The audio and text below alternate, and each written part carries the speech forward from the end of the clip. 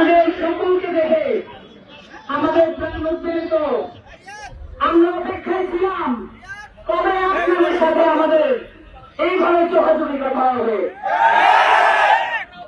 আমরা জানি উত্তরাঞ্চলের বিভিন্ন জেলায় নানান রকম সমস্যা রয়েছে। আমরা একটা গণ অভ্যুত্থান সংগঠিত করেছি, কিন্তু এই ধরনের সমস্যা আমরা দূর করতে পারি নাই। কারণ এই কাঠামোটা কাঠামো আমাদেরকে চেঞ্জ করতে হবে এবং বাংলাদেশের ছাত্র তরুণরা এই বেসিস কাঠামো দূর করার দায়িত্ব নিয়েছে। এই কাঠামো আমরা কিভাবে চেঞ্জ করবো? আমরা যুদ্ধ করেছি মাঠে, খালি হাতে পুলিশের বুলেটের সামনে, এবং আমরা যুদ্ধ চালিয়ে যাব পার্লামেন্ট পর্যন্ত। প্রিয় পীরগঞ্জবাসী, আমরা জানি প্রত্যেকটা জেলার সদর হাসপাতালগুলোতে এবং প্রত্যেকটা জেলার বিশ্ববিদ্যালয় এবং ডিগ্রি কলেজগুলোতে শিক্ষার মান এবং স্বাস্থ্যের মান নিয়ে যথেষ্ট সন্দেহ রয়েছে। এই জায়গায় শিক্ষা এবং স্বাস্থ্য যদি চেঞ্জ না হয়, আমরা কিভাবে এমন জনগোষ্ঠী গড়ে তুলব যেই জনগোষ্ঠী ভবিষ্যতে আমাদেরকে ইন্ডিয়ার মতো পরাক্রমশালী শক্তির সাথে লড়াই করতে তৈরি করবে।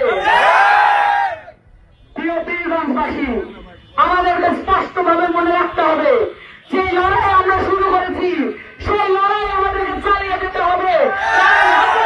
রাষ্ট্র কাঠামো পরিবর্তন হওয়া পর্যন্ত আমাদের কোনো শান্তি নাই। আমরা রাজপথে থাকবো, রাজপথ এনসিপি এবং ছাত্র জনতার দখলে থাকবে। প্রিয় পীরগঞ্জবাসী, আপনাদেরকে আবার মনে করিয়ে দিতে চাই, আমাদের এই 96 থেকে 98% জনগোষ্ঠী মুসলিম। আমাদের উপর দায়িত্ব আছে। আমাদের দেশের একটা মানুষও যদি অভাবে থাকে, অশান্তিতে থাকে, তাকে শান্তিতে রাখার আগ পর্যন্ত আমরা ঘরে ফিরে যাব না।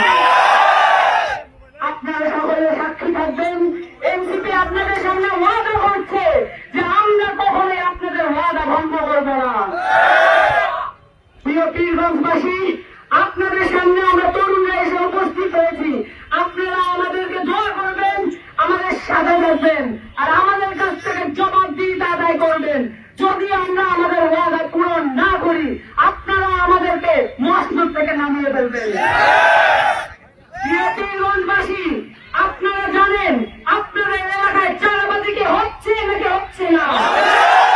সন্ত্রাস দখলদারিত্ব হচ্ছে নাকি হচ্ছে না? সেগুলো বন্ধ করার জন্য একমাত্র শক্তি কারা?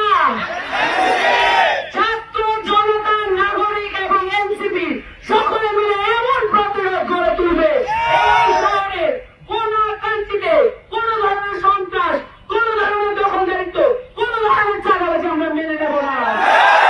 আপনারা সকলে এক একজন পাহারাদার, এক একজন প্রতীক্ষাকারী, এবং আপনারা প্রত্যেকটা মানুষকে রক্ষা করবেন।